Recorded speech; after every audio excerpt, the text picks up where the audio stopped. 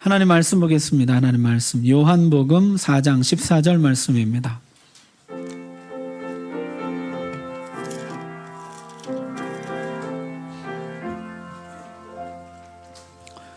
하나님 말씀 봉독할 때 우리 다 함께 자리에서 일어나셔서 14절 말씀 한 목소리로 봉독하겠습니다. 시작.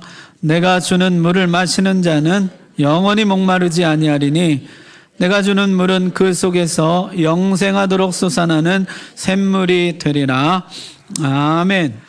감사합니다. 하나님 말씀 전하겠습니다. 많은 사람들이 예수님께 세례를 받으러 몰려갔습니다. 세례 요한의 제자들은 볼멘 소리를 했지만은 세례 요한은 그는 흥하여야 하겠고 나는 쇠하여야 하리라. 멋진 퇴장사를 하고 사역의 바통을 예수님께 넘기고 퇴장하였습니다. 바리새인들은 이제 예수님을 예의주시하기 시작했습니다. 그러나 사실 예수님은 세례운동보다는 제자운동에 더 많은 관심을 두셨다. 성경이 이렇게 기록하고 있습니다. 여러분 4장 2절 말씀 한번 보십시오. 예수께서 친히 세례를 베푸신 것이 아니요 제자들이 베푼 것이라. 예수님이 많은 사람들이 세례를 받으러 몰려왔지만은 제자들이 세례를 주었다. 이렇게 기록하고 있습니다. 예수님은 한 번의 회개와 세례보다는 지속적인 자기 부인과 주님을 따르는 제자 양성에 제자들을 삶고 키우는 일에 더 비중을 두셨다는 것입니다. 그런 맥락에서 예수님이 이제 갈릴리로 올라가십니다. 자, 여러분 유대에서 갈릴리로 가려면 이용 가능한 길은 4가지 길이 있었어요. 지도 한번 보십시오. 지도에 보시면 저 1번 길이 이제 해안도로예요. 이 해안도로 지중해를 따라서 올라가는 해안도로 이 빠른 길이고요. 그 다음에 또 많이 이용한 길이 4번 길인데 저기 왕의대로라고 불리는 요단강 오른쪽에 있는 고속도로 같은 길입니다. 이 두 길을 이제 제일 많이 이용했어요. 올라가려면 이제 위로 올라가서 가든지 아래로 가서 이 2가지 길을 탄 것이죠. 3번 길은 이제 계곡길이라는 길인데요. 이건 지형이 험난해서 거의 이용을 잘 안 했다고 합니다. 근데 사실 보시면요, 이 2번 길, 족장로라고 하는 2번 길이요, 예루살렘에서 사마리아 지나서 이 갈릴리까지 사실은 관통하는 직선도로 가장 짧고 편한 길이거든요. 그런데 이 족장도로는요, 사람들이 유대인들이 사마리아하고 관계 때문에 잘 이용을 안 했다는 것이요. 여기로 가기를 꺼려 했다는 것입니다. 여러분 이게 굉장히 오래된 이야기인데 솔로몬 이후에 나라가 남북으로 나눠졌잖아요. 그리고 그때로부터 약 1000년의 시간이 흘렀습니다. 그 오랜 세월 분단과 갈등의 역사가 이어져 왔어요. BC 722년에 북쪽이 먼저 멸망하는데요. 북이스라엘이 멸망할 때 그때 정복자 아수르 제국이 이 사마리아에 살던 사람들을 강제로 다른 곳으로 이주시키고 다른 나라의 이방인들을 이 사마리아로 이주시켰습니다. 북이스라엘의 수도였던 사마리아는 이제 이방인들로 가득하게 되었어요. 그런데 이 사람들이 들어올 때 그냥 들어오지 않고 자기들이 섬기던 신상들을 가지고 들어왔습니다. 사마리아 땅은 이제 이방인들과 이방 신상들이 가득한 땅이 되고 말았어요. 유대인들은 더 이상 사마리아를 같은 민족으로 여기지 않았습니다. 그들은 사마리아를 가리켜 더럽혀진 땅이라, 오염된 땅이라 그렇게 불렀습니다. 자, 이제 남유다도 멸망하게 되고요. 나중에 남유다가 포로에서 돌아와서 다시 성전, 스룹바벨 성전을 세우잖아요. 2번째 성전을 세우는데 사마리아 사람들이 우리도 같이 참여하겠다 했는데 유대인들이 거절합니다. 그러자 BC 400년경에 사마리아 사람들은요, 자체적으로 그리심산에다가 자신들의 성전을 세웁니다. 신명기 27장에 보면 모세가 명령하기를 약속의 땅에 들어가거든 이 세겜 땅 그리심산 에발산 있는 곳에다가 큰 돌들을 세우고 거기 석회를 바르고 그 석회에다가 하나님 율법의 말씀을 기록하라는 것이요. 그리고 그 앞에 돌단을 쌓고 거기서 여호와께 제사하라. 그런 명령이 있어요. 사마리아 사람들은 그 말씀을 근거로 해서 그리심산에다가 성전을 세운 것입니다. 그리고 말하기를 예루살렘 성전은 다윗이 명령한 거지만은 이 그리심산 성전은 모세가 명령한 거라는 거. 우리 게 진짜다 이렇게 주장하기 시작했어요. 유대인들은 우상 숭배라 하여 이 그리심산의 성전을 공격하고 파괴해 버렸습니다. 사마리아 사람들 격렬하게 반발했습니다. 자, 이제 유대인들과 사마리아인들은요, 더 이상 상종할 수 없는, 같은 하늘 아래 살 수 없는 그런 관계가 되고 말았어요. 그래서 유대인들은요, 사마리아 땅을 밟지 않았습니다. 돌아갈지언정, 멀고 험한 길일지언정 사마리아를 지나가지 않았어요. 그런데 예수님은 달랐습니다. 여러분 4절 보십시오. 사마리아를 통과하여야 하겠는지라. 예수님께는요, 사마리아를 통과해야만 하는 내적인 압박이 있었다는 거죠. 이 거룩한 부담이 있었다는 거죠. 예수님은 사마리아 정면 돌파를 결정하시고 사마리아로 들어가십니다. 낮 12시 정오쯤에 한 우물가에 도착하시게 되죠. 사마리아 여자 한 사람이 물을 길러 나왔습니다.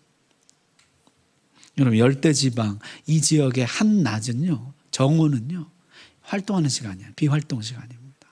그늘에서 쉬고 낮잠 자는 시간이에요. 그런데 여기 이 여인이요, 이 시간에 혼자 물 길러 우물가로 온 것이요. 자신의 처지 때문에 사람들을 피해서 이 시간에 홀로 나온 것으로 보입니다. 물을 좀 달라. 예수님이 먼저 말을 거셨어요. 유대와 사마리아 사이에 이 오랜 대립을 보여주듯이 냉담한 대답이 돌아왔습니다. 유대인이 왜 사마리아 사람에게 물을 달라 합니까? 어떤 신학자는 재미난 해석을 했어요. 어쩌면 당시 문화에서 남편 아닌 남자로서 여자가 위험에 빠지지 않도록 하면서 대화할 수 있는 가장 좋은 방법은 바로 목마른 나그네가 물 한 그릇 요청하는 상황이었을 것이다. 예수님이 말씀하셨습니다. 나는 너에게 하나님의 선물을 주러 왔다. 나는 너에게 하나님의 선물인 생수를 주러 왔다. 예수님 지금 이렇게 말씀하고 계신 것입니다. 지금 목마른 사람은 내가 아니라 바로 너다. 정오의 뜨거운 태양 아래 물을 기르러 나올 수밖에 없는 너의 인생 전체가 지금 목마른 것이다. 너의 눈빛, 너의 행동, 너의 목소리 하나하나가 지금 외치고 있다. 나는 목마릅니다. 나는 지금 메말랐습니다. 제발 좀 저를 도와주십시오.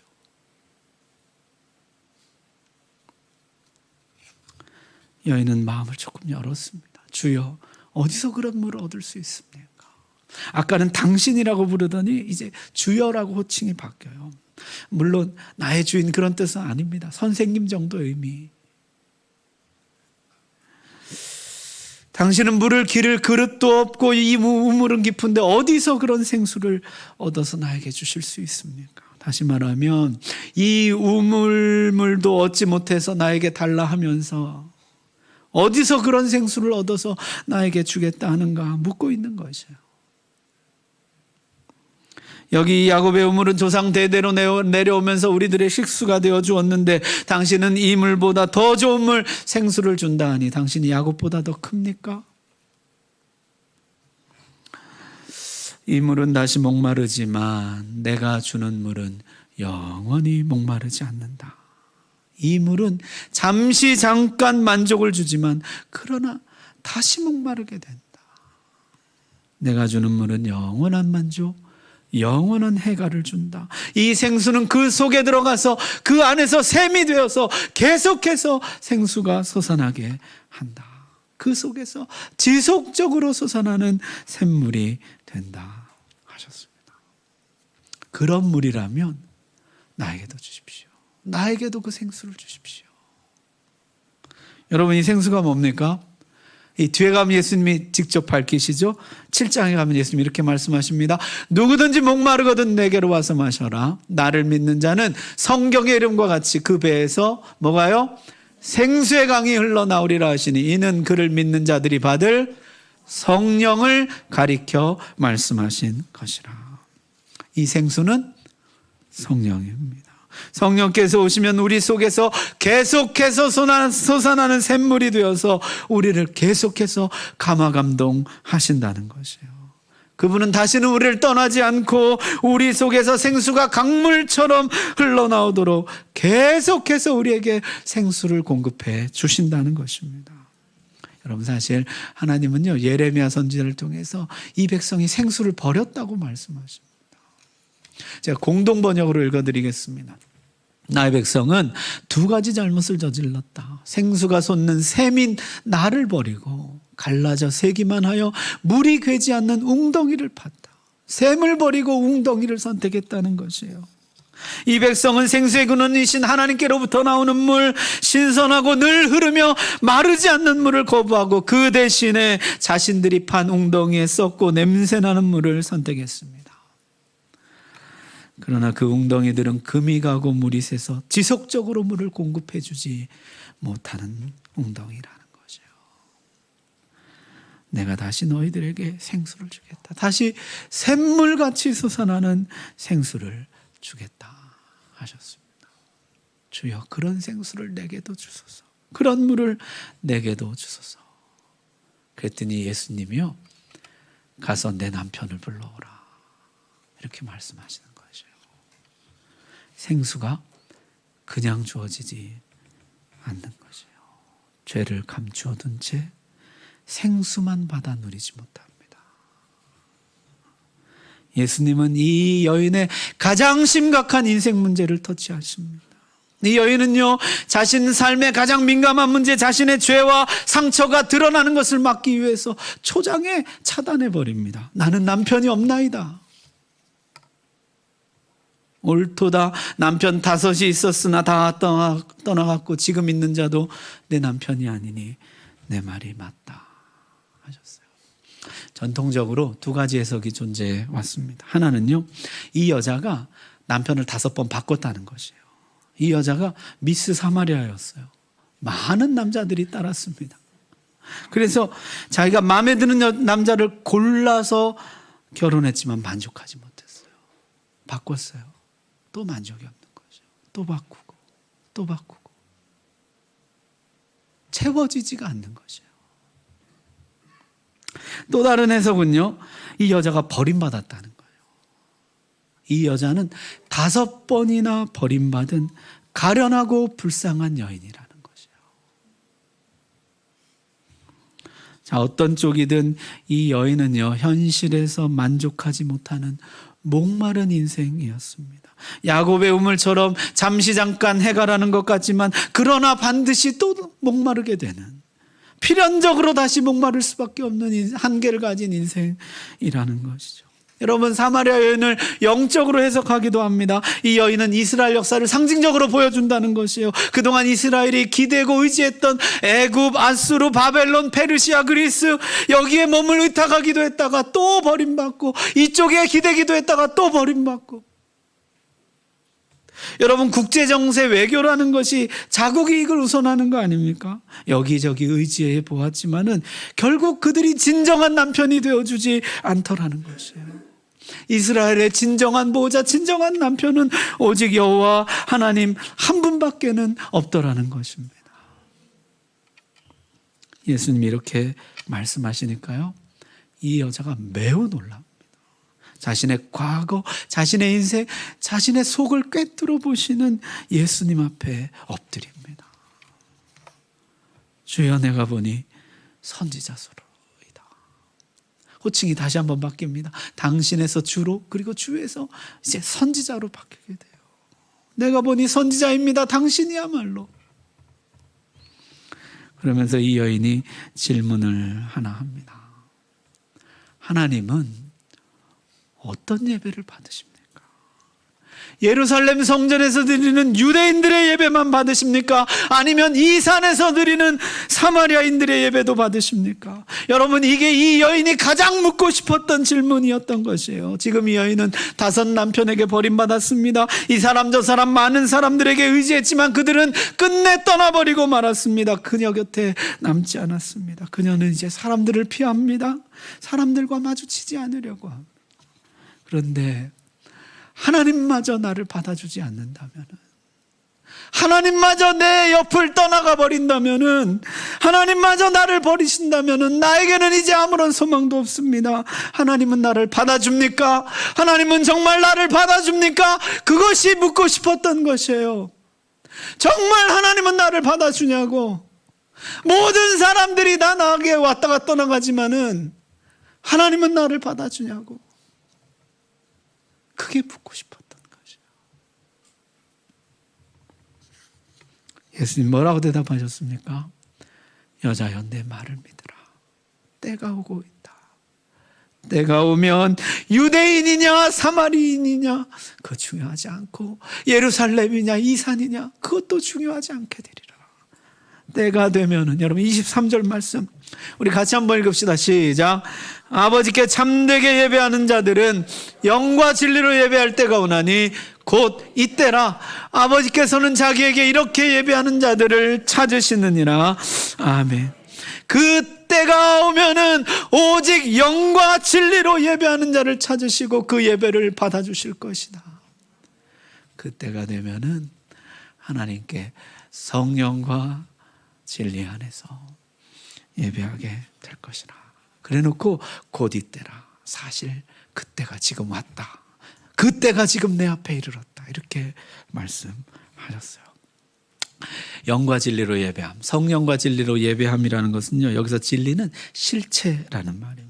모형이나 그림자가 아니라 실체라는 것이죠. 성령 안에서 드리는 실체적인 예배라는 뜻이에요. 여러분, 지금까지 제사는 모형이었습니다. 그림자였습니다. 많은 어린 양들을 죽여서 속죄하는 제사였지만 히브리서의 말씀처럼 짐승의 죄가 어떻게 사람의 죄를 속합니까? 어떻게 대신할 수 있습니까? 그것은 모형이었다는 것이에요. 세상 죄를 지고 가는 하나님의 어린 양 예수 그리스도께서 우리 죄를 대속하신다는 이 구원의 진리를 미리 보여주는 예시요, 그림자요, 모형인 것입니다.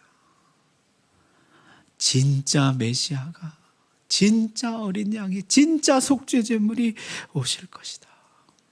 때가 되면 진짜 메시아가 오셔서 그가 십자가에서 우리 죄를 대속하시고 부활하셔서 우리에게 성령을 부어주실 것이다. 성령이 우리에게 부어질 때 우리는 성령 안에서 진짜 죄를 용서받는 예배, 진짜 하나님을 알고 하나님과 교통하고 하나님과 만나는 살아있는 예배, 생수가 흘러넘치는 예배를 드리게 될 것이다. 그렇게 말씀하셨어요. 그때가 지금 내 앞에 이르렀다. 이 여인은 소망의 빛을 보았습니다. 나도 그리스도 안에서 하나님께 받아들여질 수 있다는 소망이 생겼어요. 나도 진정 의지할 수 있는 남편, 나의 영원한 신랑, 나의 하나님께 나아갈 수 있다는, 용납될 수 있다는, 받아들여질 수 있다는 확신을 가지게 되었습니다. 그때가 되면, 그분이 오시면 나도 아버지께 나갈 수 있다. 그때 예수님이 이렇게 말씀하셨어요. 내가 그라. 내가 그라. 여인은 물동이를 버려두고 마을로 달려갑니다. 자신의 처지 때문에 피해 다녔던 동네 사람들 속으로 뛰어들어가서 내가 그리스도를 만났다 외치게 됩니다. 그로 인해서 사마리아 많은 사람들이 예수님께 돌아왔다는 것이에요. 여인의 호칭이 한 번 더 바뀝니다. 당신에서 주로, 주로에서 그리스도로, 주에서 선지자로, 선지자에서 이제 그리스도로 바뀌게 돼요. 내가 그리스도를 만났다. 여러분 지금 어디쯤 와 있습니까? 예수님은 나에게 그저 상관없는 사람, 당신입니까? 아니면은 내가 존중하지만은 그러나 멀게만 느껴지는 선생님, 나에게 하나님의 뜻을 알려주는 선지자, 아니면은 진정 메마른 나를 찾아오셔서 나의 목마름을 해결해주는 진정한 나의 구원자, 나의 그리스도. 여러분의 호칭은 무엇이에요? 여러분 예수님, 여러분에게 어떤 분입니까? 여인은요, 점점 예수님의 실체에 다가가게 돼요. 여러분들에게도 그런 애가 있기를 바랍니다. 자, 말씀 정리하겠습니다. 예수님 사마리아를 찾아오셨습니다. 사마리아를 향한 거룩한 내적인 압박, 거룩한 부담감을 가지고 계셨습니다. 더럽혀진 땅이라, 오염된 땅이라 사람들이 외면했지만 예수님은 특별한 애정을 가지고 계셨어요. 여러분, 예수님의 말씀과 사역에 보면 사마리아와 관련된 게 많아요. 여러분, 진정한 사랑을 실천한 사람, 제사장도 아니었고 레인도 아니었고 누구였죠? 선한 사마리아 사람이었거든요. 예수님의 비유에 등장하는 사람, 사마리아 사람, 선한 사마리아 사람이에요. 여러분, 예수님이 10명의 나병 환자를 고쳐주셨는데 돌아와서 감사를 표한 사람, 다름 아닌 누구였습니까? 사마리아 사람이었어요. 심지어 예수님은요, 유대인들에게 사마리아 사람이라고 조롱받습니다. 우리가 너를 사마리아 사람이라 또는 귀신 들렸다는 말이 옳지 아니하냐. 그렇게 사마리아가 좋으면 사마리아 사람 하라고, 사마리아 사람으로 살라고.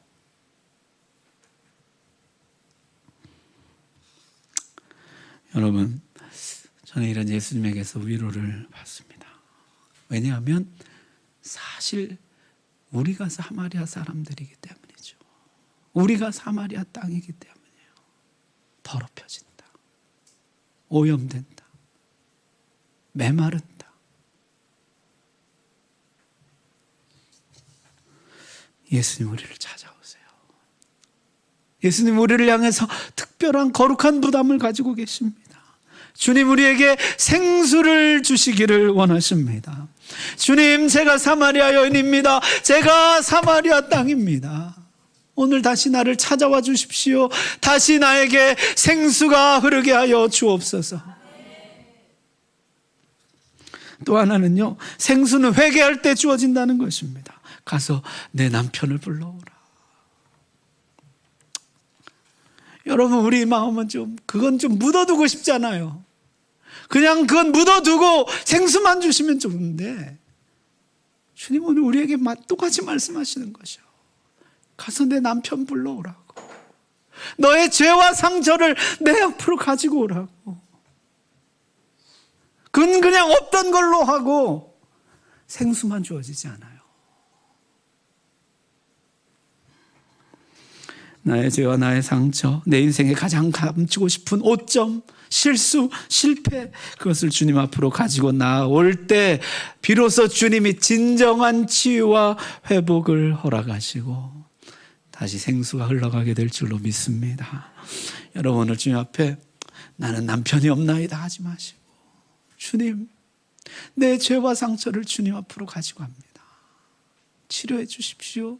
회복해 주십시오. 다시 나에게 생수를 부어 주십시오. 자, 마지막은 예배입니다. 진정한 예배. 성령 안에서 드리는 실체적 예배. 모형, 그림자, 의식, 신용, 그런 거 말고 진짜 성령 안에서 죄를 용서받고 하나님과 만나고 하나님과 교통하고 하나님을 알고 하나님과 사랑하는 살아있는 예배, 생수가 흘러넘치는 예배. 여러분, 그런 예배 회복하시기를 바랍니다.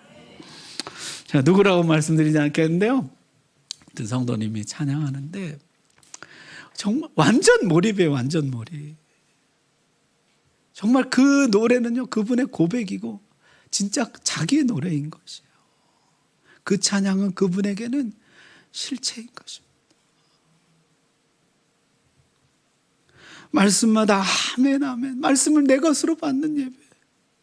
그분에게 말씀은 실체인 것입니다.